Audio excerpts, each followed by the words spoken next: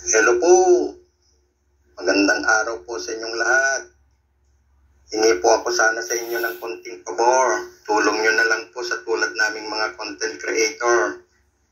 Baka naman po pwedeng paki-like, subscribe, at pakitap na rin tong maliit na bell sa gilid para ma-notify ko kayo pag may bago akong i-upload na video. Sana huwag niyong kalimutan mag-subscribe. Salamat po. Sige, huwag na natin patagalin. Ito na, makinig at manood na po tayo.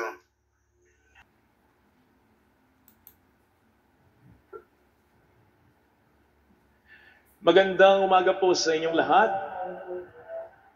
Hayaan niyo pong aking homilya ay sumentro sa ating mahal na ina.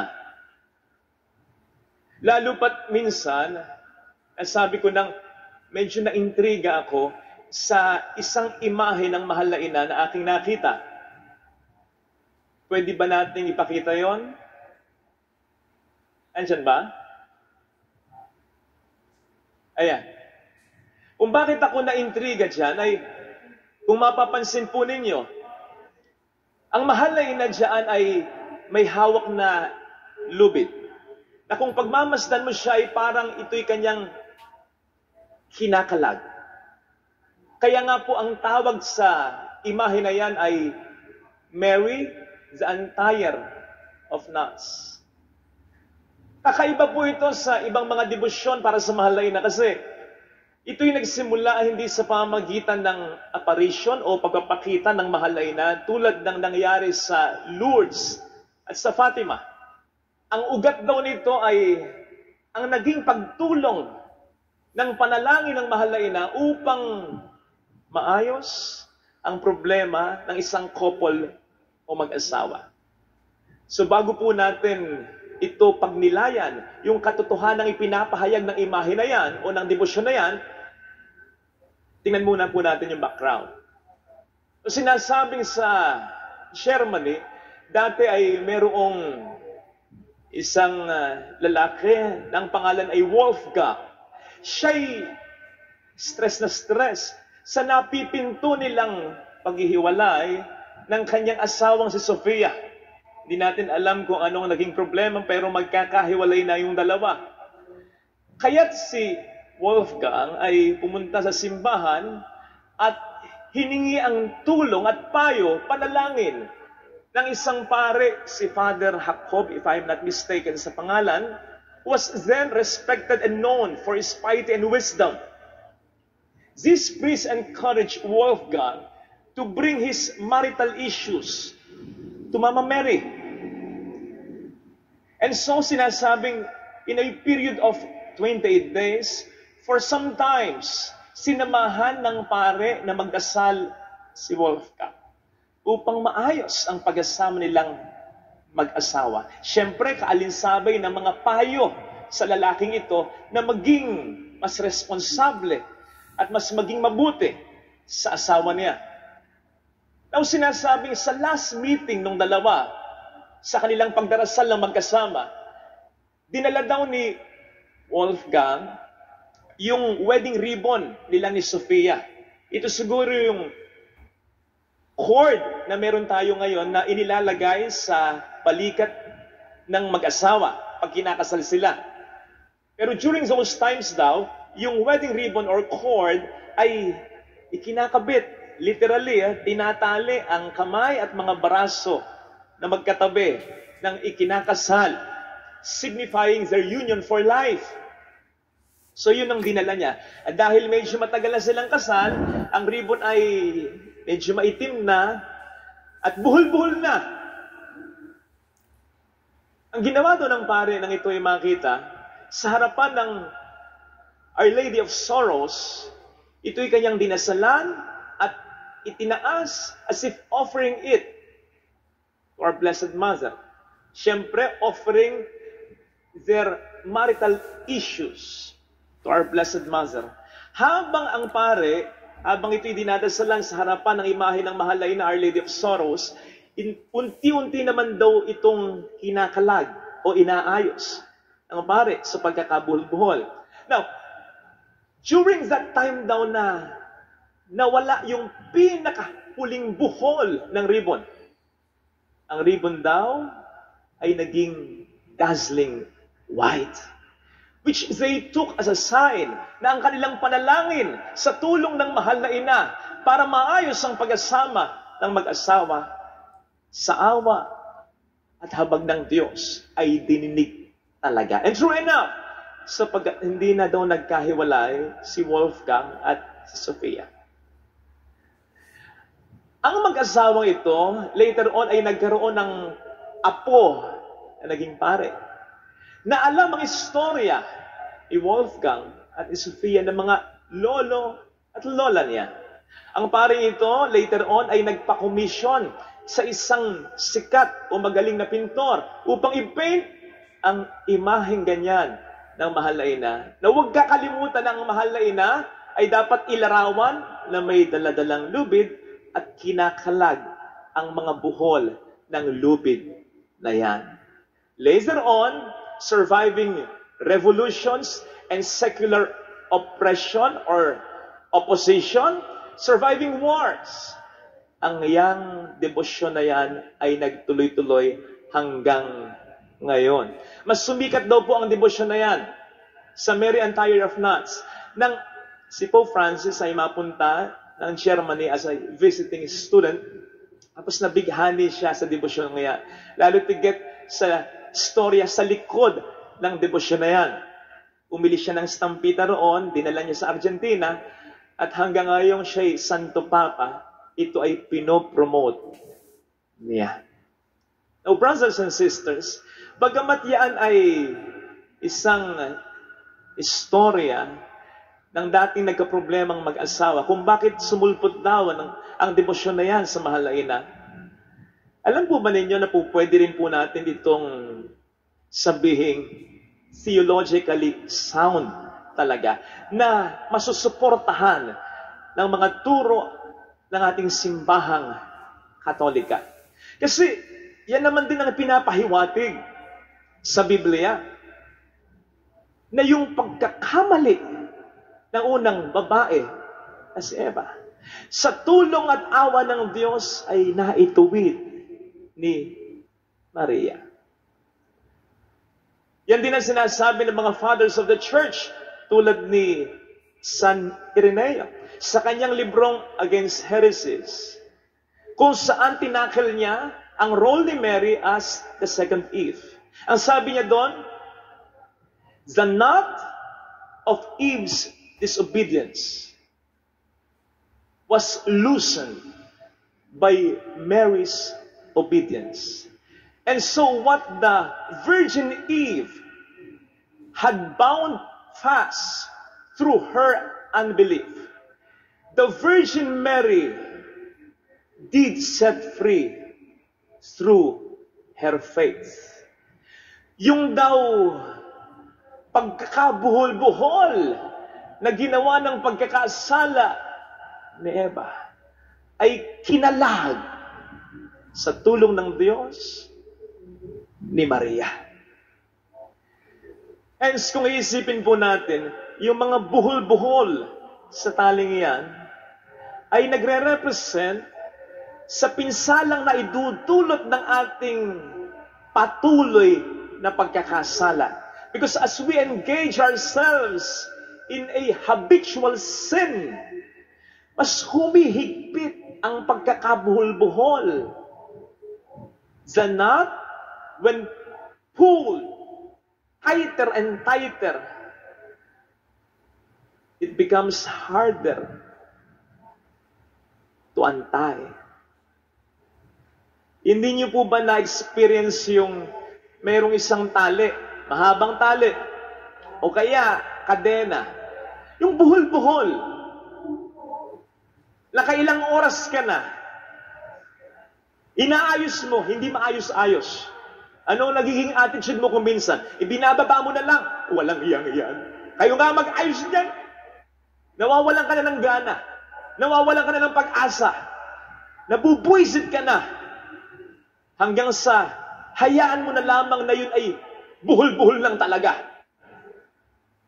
Kapatid, kung minsan, Ganun din ang epekto ng patuloy at laging pagkakasala. Nawawala na tayo ng pag-asa na makahulagpos pa sa mga pagkakasalang ating ginagawa. But the message of this devotion is clear. We should never give up because God does not give up on us. And we have Mama Mary to pray for us, to help us untie those knots. Consequently, kaugnay nito, ang mga buhol-buhol sa lubid na yan ay hindi lamang pwedeng mag-represent sa patuloy na pagkakasalang ginagawa ng tao. Ito rin ay pwedeng mag-represent sa maraming problema ang ibinibigay sa atin ng mundo. You see, kung minsan kahit nagpapakabuting tao ka, kahit hindi ka gumagawa ng problema, we suddenly find ourselves sa gitna ng mga buhol-buhol na problema ang ibinibigay sa atin ng iba. Nandiyan ang problema sa asawa, may bisyo, irresponsable, nang bababae pa. Nandiyan ang problema halimbawa sa isang anak na pasakit ulo, sa isang kaibigang nanloloko, traidor o may sinasabi sa likod mo, sa problema sa mga kasamahan, sa mga gawaing pangsimbahan, na kahit anong gawin mong kabutihan, may naipupula sa iyong kasamaan o kasalanan, etc. Ito'y bahagi ng buhay ng tao. Pero kung minsan, dala ng mga problemang sunod-sunod, pile up, nawawala na rin tayo ng pag-asa na para bang ayaw na nating lumaban sa buhay talaga. Yung iba sa inyo hanggang ngayon nanonood ng ika-6 na utos, di ba? O yun ay istorya ng mga buhol-buhol na problema. Isipin po ninyo, yung istoryang yan ay nagsimula lamang sa pangkaraniwang problema ng mag-asawa. Actually, wala namang problema. Si Rom at si Emma, nagkataon na mayroong impaktang biyanan. Si Emma, na nakikisaw-saw sa problema ng mag-asawa. Hanggang sa nagkasira nga, nagkalabuan. Nagkalabuan lang naman noon eh. Ito ngayon, sumulpot ang manunukso na si Georgia. Nagkaroon silang ng magandang pagtitinginan ni Rome. Aba, natukso si Rome. Nabuntis si Georgia. Nagkataon, nabuntis din pala si Emma. Ang nangyari, namatay, nakunan si Georgia. Pero hindi ito nalaman. Tapos ang ginawa niya, ninakaw niya yung anak ni Rome at ni Emma. At pinalitaw na anak nila ni Rome. At pinalitaw din niya na namatay ang anak ni Emma. So nagkabuhol-buhol na, di ba? At yung bata, naipit sa problema. Sapagkat ang itinuturing niyang ina ay si Georgia, na mabait lang kapag nandyan si Rome at yung kanyang lola. Pero pag wala na, nagtataka siya kung bakit si Georgia ay walang pakialam sa kanya. Hindi tunay na ina. Samantalang si Emma, pati yung bata, na dadamay sa paghihiganti niya without realizing na yun pala ang tunay na anak niya. Yung bata, naiinis din kay Emma. Ang hindi niya alam, yun ang tunay niya. Diba?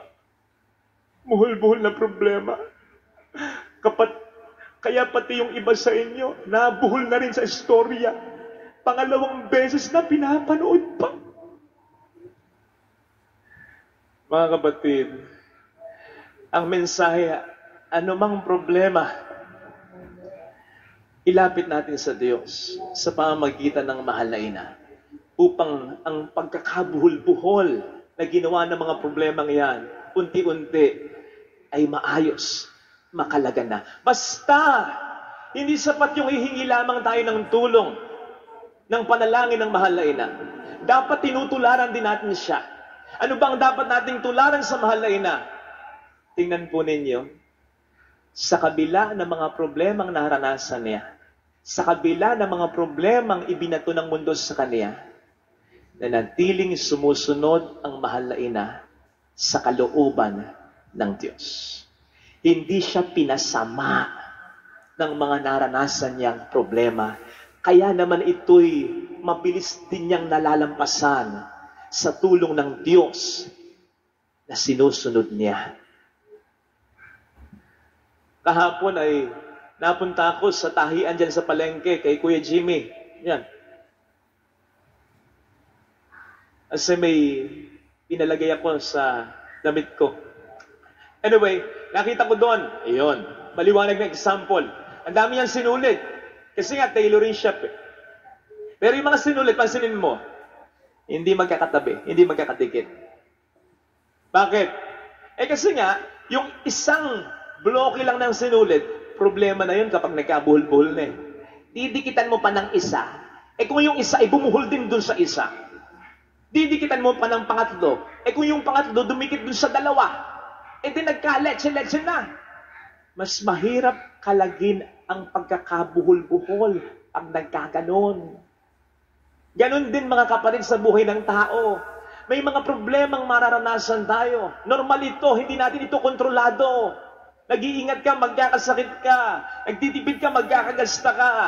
Ganon ang buhay. Habang tayo nabubuhay, hindi mawawala ang problema. Pero, huwag ka sanang pasamain ng problemang ito. Yung problemang ibibigay sa'yo, buhol-buhol. Huwag mong tatambalan ng problema na ang may gawa at may bigay ay ikaw mismo. Sapagkat kapag yan ay nag-combine sa problemang bigay sa'yo ng mundo at yung problemang gawa mo mismo, nako, ang buhay mo ay magkakaloko-loko. Mas mahirap kalagin ang pagkakabuhol-buhol pag ganon. Mas mahihirapan ang Panginoon na tulungan ka kapag nagkaganon. Baka nga kapag nagkaganyan ang nangyari, yung problemang bigay sa'yo ng mundo, solve na. Yung buhol-buhol na problemang bigay sa'yo ng mundo, kalag na. Ang naiwan, yung problemang buhol-buhol na ginawa mo.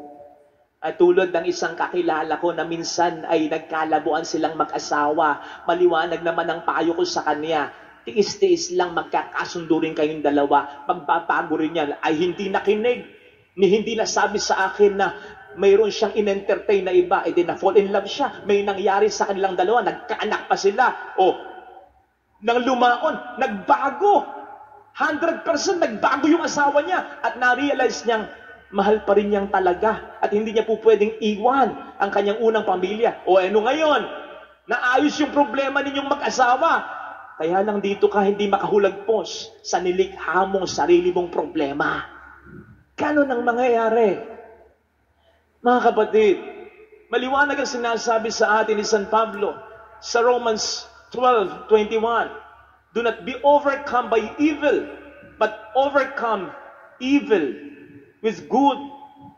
Huwag kang patatalo sa demonyo sa pamamagitan ng paggawa rin ng isang bagay na ikatutuwa sa iyo ng demonyo. Sa halip, kung ano man ang binibigay sa iyong problema ng demonyo, sikapin mong magpakabuting tao sa kabila ng lahat ng ito. Mahihirapan kasi na isipin mo at maramdaman mo na tinutulungan ka ng Diyos kung gagawa ka at magdidesisyon ka ng mga bagay na taliwas sa kagustuhan ng Diyos. Mas mahihirapan ang Diyos na ang lahat ng problema ay maiayos. Kaya please, sa kabila ng mga problemang naranasan, manatili sa kabutihan upang ang mga problemang yan ay mas madaling pagdaanan at hindi maging mas matagal na tambayan. Amen.